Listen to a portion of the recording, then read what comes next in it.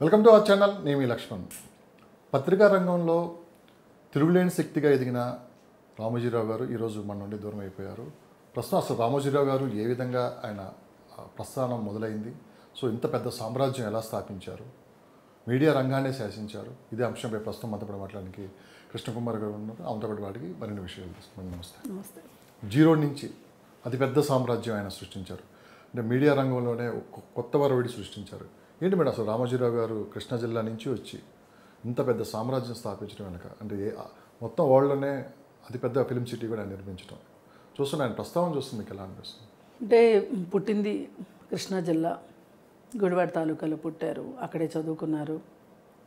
ఆ తర్వాత పెళ్ళి తర్వాత ఢిల్లీలో జాబ్ చేశారు. అది పెద్దగా ఏ జాబ్ అనేది ఐ థింక్ అడ్వర్టైజ్మెంట్స్ జాబ్ అనుకుంటా. అది చేసిన తర్వాత వచ్చేసి మొదటగా చిట్ ఫండ్స్ స్టార్ట్ చేశారు. అయితే ఆయన మొదట్లో కమ్యూనిస్ట్ పార్టీతోటి ఆయన అసోసియేట్ అయి ఉన్నారు. అలాగే ప్రజానాట్య మండలితో కూడా ఉన్నారు. ఇప్పటికే ఈ రెండు విషయాల్లో ఆయన ఏ రోజు కమ్యూనిస్ట్ పార్టీని అంతగా విమర్శించింది లేదు. ఆ సౌహార్ద్రతని ఆయన ప్రకటిస్తూనే ఉండేవాళ్ళు. అయితే చాలామందికి ఇప్పటి వాళ్ళకి ఆ సంగతి తెలియదు. కానీ ఏది ఏమైనా అక్కడ అలా మొదలైంది ఆయనకి ప్రపంచాన్ని చూసే దృష్టి. దానివల్ల సహజంగా కమ్యూనిస్ట్ పార్టీలో పనిచేసిన వాళ్ళకి శాస్త్రీయ దృష్టి ఉంటుంది. వాళ్ళు బిజినెస్ చేసినా బాగా చేస్తారు.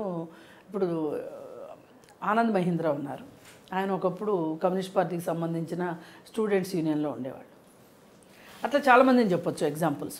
సరే, ఎనీవే ఆయన చిట్ ఫండ్స్ దీంట్లోకి వచ్చి చిట్ ఫండ్స్ నుంచి నెమ్మదిగా పత్రికా రంగం ఇలా ఒకదాని తర్వాత ఒకటి చేసుకుంటూ వచ్చి చివరిలో ఇక ఆయన ఇది నా ఆఖరి డ్రీమ్ ప్రాజెక్ట్ అన్నట్లు రామోజీ ఫిల్మ్ సిటీ. దానిలో అవకతవకలు ఉన్నాయని చెప్తారు, ల్యాండ్ గ్రాబింగ్ అంటారు. ఎవరెన్ని మాట్లాడినా, ఎవరెన్ని దాని గురించి అవాకులు చవాకులు పేలినా, ఇప్పుడు ఆయన అన్నాడు కేసీఆర్, నేను 1000 నాగలతో దున్నిస్తాను అని. దున్నించకపోగా వెళ్ళి మొదటగా బహుశా అధికారంలోకి వచ్చాక ఆయన్నే కలిసినట్టు గుర్తు నాకు. అట్లా ఒక రకంగా ఆంధ్రప్రదేశ్లో ఏదైనా ఒక మార్పు వస్తుంది అంటే ఆ మార్పుని ఒడిసిపట్టి ఒక పురోగమ దిశగా మార్చటంలో రాజకీయాల్లో కావచ్చు, వ్యాపారాల్లో కావచ్చు, కళారంగంలో కావచ్చు, ఎక్కడైనా సరే పత్రికా రంగం ఆ వస్తున్న మార్పుని ఒడిసి పట్టడంలో ఇంకొకరు లేరు, ఆయనకి ఎవరో సాటి లేరు అంటే అది మనం అతిశయోక్తి కాదు. మీరు ఏ రంగం అన్నా చెప్పండి, ఆయన ఏ రంగాల్లో అయితే ఉన్నారో ఆ రంగాల్లో ఇప్పుడు ఎన్నో చిట్ ఫండ్ కంపెనీలు వచ్చినాయి, మూతపడిపోయినాయి, ఎంతో నష్టమైపోయింది. ఆఖరికి వెస్ట్ బెంగాల్లో శారదా చిట్ ఫండ్స్ అని ఆ కుంభకోణం ఇంతవరకు తేల్చలేకపోయారు అక్కడ. ఇక్కడ కూడా ఎన్నో చిట్ ఫండ్ కంపెనీలు పెట్టడం, ప్రజలను దోచుకోవటం, మూసేయడం చూసాం మనం. కానీ ఈ చిట్ ఫండ్ కంపెనీ ఈ రోజుకి ఏం చెప్తారంటే, వాళ్ళు పాట పాడుకున్న వాళ్ళు గ్యారంటీస్ పెట్టాలి, 3 గ్యారంటీలు పెట్టాలి. ఆ 3 గ్యారంటీ పెట్టేవాళ్ళు చాలా గ్యారంటెడ్గా ఉండాలి. అంటే వాళ్ళు ఏమాత్రం వాళ్ళే ఎవరన్నా కానివ్వండి, రికమెండేషన్స్ ఇట్లాంటివి ఏవీ లేకోకుండా, వాళ్ళ ఉద్దేశం ఏంటి అంటే, ఒక కస్టమర్ దగ్గర నుంచి మనం డబ్బులు తీసుకుంటున్నాం, ఇంకొంతమంది కస్టమర్లకి ఆ డబ్బుల్ని చీటీపాట రూపంలో వాళ్ళకి ఇచ్చాము అనుకుందాం. అంతమంది దగ్గర డబ్బులు తీసుకొని మనం ఒకరికి పాట పాడి ఇచ్చినప్పుడు ఒకవేళ అతను మిస్ అయితే కూడా మనది బాధ్యత, మిగతా అందరికీ న్యాయం చేయాల్సిన బాధ్యత. ఒకరు మన దగ్గర నుంచి తప్పించుకుని పోవచ్చు, కానీ అందరికీ న్యాయం చేయాల్సిన బాధ్యత మనది అనే దృక్పథంతో ఆ రోజు నుంచి ఈ రోజుకి నడిపించారు. ఒక రకంగా ఆ సామ్రాజ్యం మట్టుకు 4 రాష్ట్రాల్లో, భారతదేశంలో ఇంకే చిట్ ఫండ్ కంపెనీ అలా లేదు. ఇప్పుడు ఏది దేనిలో చేసినా అలాగే ఉంది. ఇప్పుడు పచ్చళ్ళ వ్యాపారం కావచ్చు, అంటే ఆయన మొదట పచ్చళ్ళ వ్యాపారం అంటారు, సైకిల్ మీద తిరిగి పచ్చళ్ళు అమ్మారని చెప్పి దాదాపు సోషల్ మీడియాలో అన్నింటిలో కూడా వినిపిస్తుంటుంది అన్నమాట. అది నిజమేనా అసలు? సైకిల్ మీద పచ్చళ్ళు అమ్మారు అనేది ఏమోనండి, నాకు తెలిసిన క్రమం అయితే చిట్ ఫండ్ కంపెనీ, తర్వాత ప్రియా పచ్చళ్ళు, తర్వాత ఈనాడు పేపరు, ఇలా అనుకున్నాను. కానీ ప్రజల్లో ఒకటి ఇది ఒకటి ఉంది, కేవలం ఆయన మొదట ఒక సైకిల్ మీద పచ్చళ్ళు చేస్తే అమ్ముకొని తప్పేంటండి? కాదు కాదు కాదు చేస్తే తప్పులేదు, కష్టపడ్డాడు, పైకి వచ్చారు. కానీ అది ఎంతవరకు నిజం అనేది మనం ఒక క్లారిఫికేషన్. ఆయన అయితే పచ్చళ్ళ వ్యాపారం చేసింది వాస్తవం. ఆయనే అమ్మారా లేకపోతే అమ్మిచ్చారా ఏం చేశారా అన్నదానికంటే కూడా మనం ఇక్కడ చూడాల్సింది ఏంటంటే, ఒకప్పుడు ఇంటికి పేపర్ వచ్చేది కాదు ఎవరికైనా సరే, మనం వెళ్ళి పేపర్ కొనుక్కొచ్చుకునేవాళ్ళం. అప్పుడు సర్క్యులేషన్స్ కూడా అంతంత మాత్రంగా ఉండేవి. ఈనాడు పేపర్ వచ్చిన తర్వాతనే కొన్ని ఊర్లకి పోస్ట్లో వెళ్ళాయి పేపర్లు. Okay madam. ఏ రోజు పేపర్ ఆ రోజు చదివేవాళ్ళు కాదు, 2 రోజుల తర్వాత చదివిన ఊర్లు కూడా ఉండేవి కొన్ని ఊర్లు. అలాంటిది ఈయన సర్క్యులేషన్ వ్యవస్థ ద్వారా, ఏజెన్సీల ద్వారా పొద్దున్నే పేపర్ రావటం, పైగా ఈయన పేపరు ఎట్లా అభివృద్ధి చేసుకుంటా వచ్చారంటే, ఇప్పుడు ఆంధ్రప్రదేశ్లో ఒక రాజకీయ ఏమనాలి దాన్ని, ఒక వ్యాక్యూమ్ వచ్చింది, పొలిటికల్ వ్యాక్యూమ్ వచ్చింది. ఏది, ఎన్టీఆర్ గారు రాజకీయాల్లోకి వచ్చే ముందు. అయితే ఆ టైంలో ఎన్టీఆర్ని పైకి తీసుకొచ్చింది, రాజకీయంగా ఆయనకి ఒక రకంగా అండాదండాగా ఉన్నది రామోజీరావు గారే. ఆ తరువాత అదైపోయిన తర్వాత ఇప్పుడు ఆయన ప్రభుత్వాన్ని పడగొట్టారు, ఎవరు, నాదెళ్ల భాస్కర్. అప్పుడు ఆ ఉద్యమంలో కూడా ప్రజాస్వామ్య పరిరక్షణ ఉద్యమం అని పేరు పెట్టి ఆ ఉద్యమాన్ని కూడా, ఆ ఉద్యమం పురుడు పోసుకోవడానికి, ఉవ్వెత్తున లేగబోటానికి, అలాగే మళ్ళీ ఎన్టీఆర్ ముఖ్యమంత్రి అయ్యేంత వరకు కూడా ఆయన కృషి మామూలు కృషి కాదు. అదైపోయింది. ఆ తర్వాత ఇట్లా మద్యపాన నిషేధం గురించి కావచ్చు, ఏ ప్రభుత్వం అయినా తప్పులుగా చూపించే విషయంలో ఎక్కడ స్పెక్యులేషన్ అనేది ఉండదు, ఊహించి వార్తలు రాయటం అనేది ఈనాడులో ఉండదు. అందుకే చాలా తక్కువ పరువు నష్టం కేసులు, మీడియాలో పరువు నష్టం కేసులు అసలు లేవు అని, కానీ ఒకవేళ ఉంటే ఒకటి అరా ఉన్నది ఈనాడుకే, మిగతా వాటన్నిటికీ ఎక్కువ ఉంటాయి. ఎందుకంటే వాళ్ళ వాచాలత్వం ఎక్కువైపోయింది, లేనిది ఉన్నట్టుగా రాయటము, ఉన్నదాన్ని రాయకుండా ఉండటము అనేది వాళ్ళ ఒక స్ట్రాటజీ లాగా ఉంది పత్రికలకి. అలాంటి పరిస్థితుల్లో మరి ఆ పత్రికని అలా నడపటం, అదే కత్తి కన్నా కలం చాలా పవర్ఫుల్, గన్ కన్నా అదే కదా. అది దాంట్లో మటుకు రామోజీరావు గారి పాత్ర అత్యంత కీలకం. అసలు ఆయన ఒక నూతన వరవడికి, అలాగే జర్నలిజం స్కూల్ పెట్టింది కూడా ఆయనే ఫస్ట్. విలువలతో ఎంతోమంది జర్నలిస్టులను తయారు చేశారు. అది అయిపోయిన తర్వాత మరి దూరదర్శన్ ఒక్కటే ఉన్న రోజుల నుంచి ఆయన టీవీ, ఈటీవీ మీ టీవీ అని స్టార్ట్ చేయటం. మా జనరేషన్ అయితే అదే స్టార్ట్, మీ జనరేషన్ అదే స్టార్ట్. ఈ రెండింటికి మధ్యలో సినిమా రంగంలోకి రావటం, మంచి అద్భుతమైన సినిమాలు, 90 సినిమాలు. ఆ సినిమాలు కూడా 90 సినిమాలు కూడా ఎలాంటి సినిమాలు అంటే, సమాజంలో ఉన్న ఇప్పుడున్న సమస్యని తీసుకుని చేయడం వెనక ఆయన అందివేసిన చెయ్యి. ఇప్పుడు మౌన పోరాటం సినిమా ఉంది, ఆ తీసుకున్న కథాంశం మామూలు కథాంశం కాదు. అట్లా మనం ఏ సినిమాకి ఆ సినిమా విలక్షణంగా ఉంది. ఇప్పుడు కళాంజలి బట్టల షాపు, అలాగే బాగా మన హెరిటేజ్ కలెక్షన్ తోటి ఆ షాప్లో చాలా అమ్ముతారు, అది కూడా చాలా ప్రాచుర్యం. ఇప్పుడు వేరే కంట్రీ నుంచి ఎవరన్నా వస్తే, మీరు షాపింగ్ ఎక్కడ చేయాలి అనుకుంటున్నారు, ఏదన్నా మన భారతదేశం కల్చర్కి, సివిలైజేషన్కి సంబంధించి ఏమైనా కొనుక్కోవాలి అంటే కళాంజలియే ప్రిఫర్ చేస్తారు. బట్టలు కూడా అలాగే ఉంటాయి. మరి ఇక ఆ తరువాత ఇప్పుడు మనం అనుకున్నట్లు ఈటీవీ మీ టీవీ వచ్చింది. దాని నుంచి మళ్ళీ ఇంకా నెక్స్ట్ లెవెల్ ఏంటంటే, ఇవాళ సమాచార విప్లవమే వచ్చింది. ఆ విప్లవాన్ని కూడా ఆయన ఎంత సాంప్రదాయవాదిగా ఉన్నప్పటికీ కూడా ఆయన దగ్గర సృజనాత్మకత ఉండదు. ఏవేవో చాలామంది మాట్లాడతారు, కానీ అవన్నీ ఒట్టి మాటలు, కావాలని మాట్లాడే మాటలు అవన్నీ. చివరి రోజుల్లో ఆయన ఒక మాట అన్నారు, నా జీవితంలో నేను ఎప్పుడు చూడని ఒక పొలిటీషియన్ చూశాను, జగన్మోహన్ రెడ్డి గారు అని చెప్పి కూడా ఒక మాట అన్నారు. ఇంతవరకు ఏ పొలిటీషియన్ గురించి ఆయన మాట్లాడలేదు.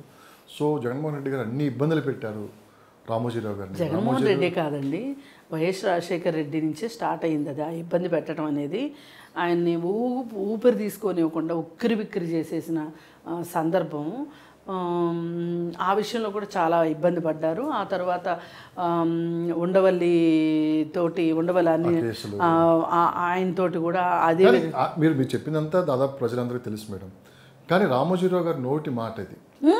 అవును, నేను అక్కడికే వద్దాం అనుకుంటున్నా. చివరికి మిగిలింది అదే. ఇప్పుడు ఇన్ని అద్భుతమైన విషయాలు సాధించి కూడా మార్గదర్శి చిట్ ఫండ్స్ విషయంలో ఆయన్ని దెబ్బతీయాలని చెప్పి ఆయన్ని ఒక రకంగా తలుపు సందులో పెట్టి నొక్కినంత పని నొక్కినంత కాదు, తలుపు సందులోంచి నొక్కి వినోదం చూశారు అంటే అది అతిశయోక్తి కాదు. అసలు ఒక రకంగా ఉండవల్లి ఎవరైతే మార్గదర్శులు డబ్బులు దాచుకున్నారో వాళ్ళకి అన్యాయం చేశాడు ఆయన. ఒకప్పుడు మీకు గుర్తుండే ఉంటుంది, బ్యాంకుల్లో 18% ఇంట్రెస్ట్ ఇచ్చేవాళ్ళు. మీరు బాగా చిన్నప్పుడు మీ పెద్దవాళ్ళని అడిగితే చెప్తారు. అయితే రామోజీరావు గారు కూడా ఇన్వెస్ట్మెంట్స్లో అది పెట్టారు, 18% ఇచ్చేవాళ్ళు. ఆ తర్వాత బ్యాంకులు ఎట్లయితే తగ్గించుకుంటా వచ్చినాయో ఈయన కూడా తగ్గిస్తూ వచ్చారు. కానీ ఇప్పుడు ఒక 5 సంవత్సరాలకి interest rate, fixed interest rate మాట్లాడుకుని ఒక ఇన్వెస్ట్మెంట్ తీసుకున్నారు, ఒక డిపాజిట్ తీసుకున్నారు. తీసుకున్న తర్వాత ఆ తర్వాత సంవత్సరం బ్యాంకులు ఇంట్రెస్ట్ రేటు మార్చినాయి అనుకోండి, మరి ఆయన మార్చాలా అక్కర్లేదా? మార్చకూడదు, ఎందుకంటే అగ్రిమెంట్ ఉంది. ఇప్పుడు నీ దగ్గర డిపాజిట్ చేసినప్పుడు అగ్రిమెంట్ ప్రకారం డిపాజిటర్ దారుకి నువ్వు ఒక వాగ్దానం చేసావు, నేను ఇంత పర్సంటేజ్ ఇంట్రెస్ట్ ఇస్తాను అని చెప్పి నువ్వు తీసుకున్నావు. గవర్నమెంట్ పాలసీలు మారి ఇంట్రెస్ట్ రేటు తగ్గినప్పుడల్లా నేను తగ్గిస్తాను, ఫ్లోటింగు అనేది కుదరదు, నువ్వు ఫిక్స్డ్ అన్నావు. అలా ఫిక్స్డ్గా తీసుకున్న వాళ్ళకి రామోజీరావు గారు ఏం చేశాడంటే, వీళ్ళు ఇది ఒక పెద్ద స్కామ్ ఉంది, ఇది అని అన్నప్పుడు వీళ్ళు లేదు వాళ్ళు లేదు అందరికీ రిటర్న్ చేసేసారు, డబ్బులు ఇచ్చేశారు. డబ్బులు వెనక్కి తిరిగి చూసుకుంటే వీళ్ళు చేసిన చేష్టలు, కోతి చేష్టలు, పిల్ల చేష్టలు రామోజీరావు గారికి కలిసి వచ్చింది. ఒకవేళ ఆ డిపాజిట్ దారు కనుక నేను వెనక్కి వెళ్ళిపోతాను, విత్డ్రా చేసుకుంటాను అంటే తప్పితే రామోజీరావు గారు తిరిగిస్తే ఏమనేవాళ్ళు? నువ్వు ఇవ్వలేకపోయావు, నువ్వు ఇది మోసము, ఇది కుట్ర, ఇది దగ అనేవాళ్ళు. ఆయన ఏం చేశారు, మరి వెనక్కి ఇచ్చేశారు. ఇచ్చేస్తే నష్టం ఎవరికి? కస్టమర్కి. అని మీరు వచ్చింది ఈ గోదాలోకి వచ్చి వచ్చింది ఎందుకు? మీరు అసలు ఉండవల్లి లాంటి వాళ్ళు కస్టమర్కి న్యాయం చేయాలని కదా మీరు వచ్చారు. మీరు కస్టమర్కి అన్యాయం చేశారు, రామోజీరావు గారికి న్యాయం చేశారు మీరు. ఆ తర్వాత వరుసగా ఆయన్ని ఇబ్బంది పెట్టి అసలు ఊపిరి ఆడకుండా ఒక చక్ర వ్యూహంలో బంధించి అసలు ఆయన చేసిందే రాజ్యాంగపరంగా తప్పు అని ప్రూవ్ చేయడానికి తంటాలు పడి సరిగా అదంతా ఒక చీకటి అధ్యాయం రామోజీరావు గారికి. అది అయిపోయిన తర్వాత మరి రామోజీ ఫిల్మ్ సిటీని పెట్టడము అంటేనే నేను చాలా సంవత్సరాలు వెళ్ళకూడదని కాదు, నాకు ఇంట్రెస్ట్ తక్కువ అట్లాంటివి చూశాను. సరే ఒకసారి వెళ్ళడం తటస్థించింది. అది చూసిన తర్వాత మటుకు ఇంతటి అద్భుతాన్ని సృష్టించిన వ్యక్తి ఆయన ఉన్న కాలంలో మనం కూడా ఉన్నామా? దానికి చాలా ధైర్యం కావాలండి. ఇప్పుడు చిన్న పనులు ఎవరైనా చేస్తారు, సాధ్యం. ఓ చిన్న అమ్యూజ్మెంట్ పార్క్ కట్టడం కావచ్చు, ఓ చిన్న ఎగ్జిబిషన్ నిర్వహించడం కావచ్చు, లేకపోతే ఒక స్కూల్ పెట్టడం కావచ్చు, ఏదైనా ఒక వ్యక్తిగా చేయడం. నేను మాట్లాడేది ప్రభుత్వాలు చేస్తాయి, ఇంతకంటే అద్భుతాలు చేసి ఉండొచ్చు ప్రభుత్వాలు. ఇప్పుడు ఎక్కడో దాకా ఎందుకండి, నాగార్జున సాగర్ డ్యామ్ తీసుకోండి, మన చుట్టూ ఉన్నది. శ్రీశైలం జల విద్యుత్ కేంద్రం చూడండి. ఇవి మామూలుగా మామూలు వ్యక్తులు చేసే పనులు, అవి ప్రభుత్వాలు తలుచుకుంటేనే చేయగలరు. కానీ రామోజీ ఫిల్మ్ సిటీ లాంటిది ఒక వ్యక్తి తలుచుకుని చేశారు అంటే అది చిన్న విషయం కాదు. అసలు అది ఏ మూల నుంచి ఏ మూలకుందో అర్థం కాదు.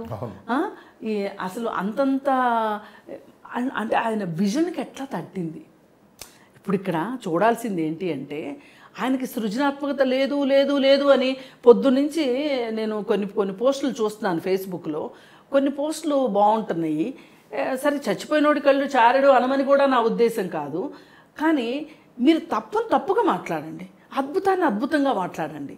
అంతేగాని మీకేదో మనసులో ఏదో పెట్టుకొని మీరు అద్భుతాన్ని అది కాదు అని కానీ లేకపోతే ఆయన ఖాతాలోంచి తీసేయాలని కానీ చేయడం అనేది చాలా దురదృష్టకరం. మీ చిన్న బుద్ధి చూపించుకుంటున్నారు తప్పితే ఇప్పుడు ఆకాశం మీద ఉమ్మూస్తే ఏమవుద్దండి, మన మీదే పడుతుంది.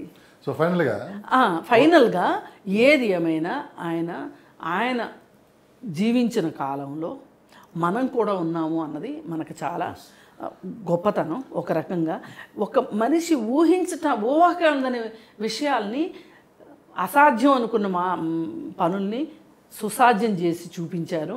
అంటే కృషి ఉంటే ఋషులు అవుతారు అనే మాటకి ఎగ్జాంపుల్ ఆయన 100% నేను చూసిన ఇద్దరు వ్యక్తులు, అందరికీ తెలిసిన వాళ్ళు ఎవరు, ఎన్టీ రామారావు గారిని చూశాను, మళ్ళీ రామోజీరావు గారిని చూశాను. వాళ్ళిద్దరూ మట్టుకు ఈ ఈ భూమి ఉన్నన్నాళ్ళు ఉన్నంతకాలం వాళ్ళిద్దరూ నిలిచిపోతారు. వాళ్ళ తర్వాత ఎవరైనా అంటే రామోజీరావు గారికి చాలా ముందు చూపు ఉంటుంది అన్నారు. అంటే ఆయన సమాధి కూడా ముందే ఆయన ఎలా ఉండాలో కూడా ఆయనే కట్టించుకున్నారని చెప్పి ఈరోజు కూడా ఒక వీడియో వైరల్ అవుతుంది.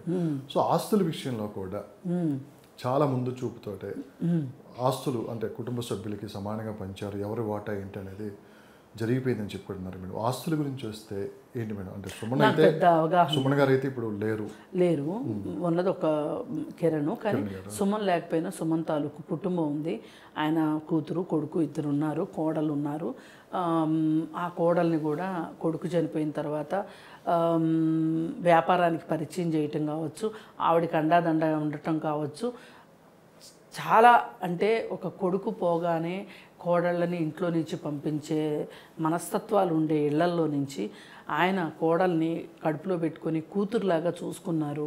ఆ కూతురికి ఏ కష్టం రాకూడదు. తన కొడుకుని ఎంతగా ప్రేమించారో కోడల్ని కూడా అంతే కుటుంబ సభ్యురాలుగా తీసుకొని ఆయన ఈ మధ్య వాళ్ళ అమ్మాయిది పెళ్లి చేశారు, సుమన్ కూతురుది పెళ్లి చేశారు. ఆయన ఆ వయసులో ఆయన ఆ పెళ్లి జరిపించడం హిందూ సాంప్రదాయ ప్రకారంగా ఆయన వరుడికి కాళ్ళు కడుగుతుంటే నాకైతే అది టీవీలో చూస్తే నాకైతే నచ్చలేదు. కానీ ఆయన నా కొడుకు లేడు, నా కొడుకు బాధ్యతను నేను నిర్వర్తిస్తున్నాను అనుకున్నారు తప్పితే ఇది సబ్జెక్ట్ కాదు. కానీ అలా ఆయన ఓ చిన్నపిల్లాడి కాళ్ళు గడవటం, ఆయన మరి దిగ్గజం, ఏ మాటకు ఆ మాట మరి ఇందాక నుంచి మనం మాట్లాడుకున్నట్లు అంతటి దిగ్గజం ఆ విధంగా సాంప్రదాయాలకి విలువిచ్చి ఆ మనవరాలు పెళ్ళి ఆ విధంగా చేశారు అంటే అది కూడా చాలా గొప్ప విషయం. ఏదైనా నా కొడుకు లేడు కాబట్టి నా కోడల్ని అనాథం చేయకూడదు, నా మనవడు మనవరాలు అనాథ కాదు అని చెప్పి ఆయన చూసుకోవటం అనేది కూడా ఆయన అద్వితీయమైన మనస్తత్వానికి ఒక ఉదాహరణగా మనం చెప్పుకోవాలి. ఆయన మరోపక్క ఒక అదృష్టవంతుడు వచ్చు. కుటుంబ సభ్యులు ఎవరు రాజకీయాల్లో రావడం కానీ ఏం లేదు, శుభ్రంగా పత్రికా రంగంలో ఉన్నారు, సో వేరు వేరు వ్యాపారాల్లో ఉన్నారు.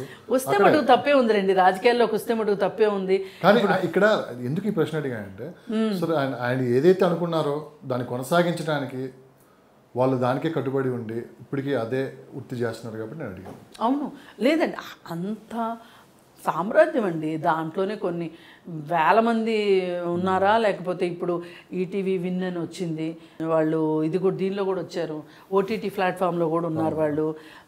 అలాగే న్యూస్ మనం శాటిలైట్ ద్వారా న్యూస్ ఫోన్లలో వినేది కూడా తీసుకొచ్చేసారు. ఇంతమందికి ఇంత వేల మంది ఉద్యోగస్తులు ఉన్నారు. ఒక్క మార్గదర్శియే 4 రాష్ట్రాల్లో బహుశా లక్షల్లో ఉండుండొచ్చు ఉద్యోగస్తులు. ఆ పైగా అక్కడ ఏంటి అంటే జీతం ఎన్ని లక్షల మంది ఉన్నప్పటికీ కూడా 1వ తారీఖు ఆదివారం వస్తే 31వ తారీఖు జీతాలు ఇస్తారు. ఇవాళ ప్రభుత్వాలు కూడా జీతాలు ఇవ్వలేని రోజుల్లో ఆయన ఒక ప్రైవేట్ సంస్థగా జీతాలు ఇవ్వడం అనేది ఆయన ఉద్యోగస్తులకు ఇచ్చే భద్రత. అది మామూలు విషయం కాదు. ఏ రకంగా చూసినా ఆయన గురించి చెప్పుకోవడము అంటే నాలాంటి చిన్నవాళ్ళు చెప్పగలిగే విషయం కూడా కాదు. చాలా గర్వంగా కూడా చెప్పుకుంటారు. చాలా నేను సంస్థలో పనిచేసే వాళ్ళు ఎవరైనా సరే సో చాలా గర్వంగా నేను పలానా చోట వర్క్ చేస్తున్నాను అని చెప్పి. పైగా నేను ఇంటర్వ్యూలకి పరిచయం అయింది కూడా ఈటీవీ ద్వారానే. నారీబేరీలో నాకు మొదటి అవకాశం దానిలోనే వచ్చింది. సరే ఏది ఏమైనా ఒక రకంగా చూస్తే ఆయన్ని వర్ణించడానికి నా అలాంటి వాళ్ళు కూడా సరిపోరు. ఏది ఏమైనప్పటికీ మళ్ళీ మళ్ళీ చెప్తున్నా, ఆయన పుట్టిన రాష్ట్రంలో మనం పుట్టాము, ఆయన ఉన్న కాలంలో మనం కూడా ఉన్నాము అని చెప్పుకోవటం మనలాంటి వాళ్ళ ఆయన వేసిన బాటల్లో మనం నడుస్తున్నాం. సో ఏదైనా కానీ ఒక legendary personality. Thank you madam, thank you so much. Thank you.